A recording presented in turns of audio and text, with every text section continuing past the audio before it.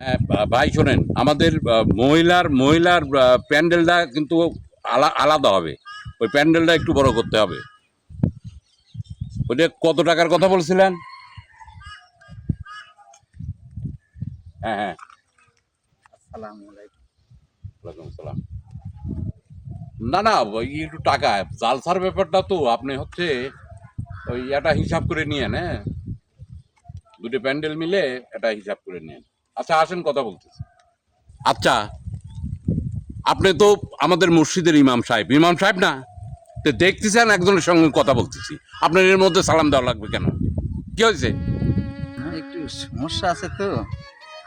এই 10 তারিখ যাচ্ছে, বেতনটা যদি দিতেন তাহলে একটু সুবিধা পেতাম। আপনাদের মতো লোকের না এই একটা বদ অভ্যাস। আচ্ছা, মাসের তো আজকে 10 তারিখ, কয়দিন বাদেই তো জালসা। তো জালসাটা বের হয়ে যাক, 2 মাসের বেতন একবারে নেন। একটু সমস্যা আছে ভাই, বেতনই তো 5,000 টাকা।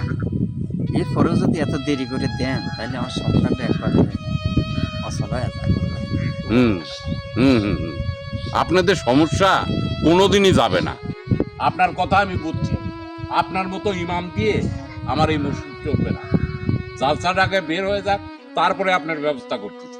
কিভাবে আমার মসজিদে থাকেন সেটা আমি দেখতেছি, দাঁড়ান।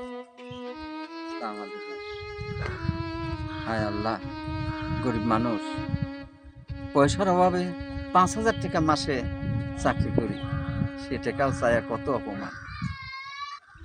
আল্লাহ।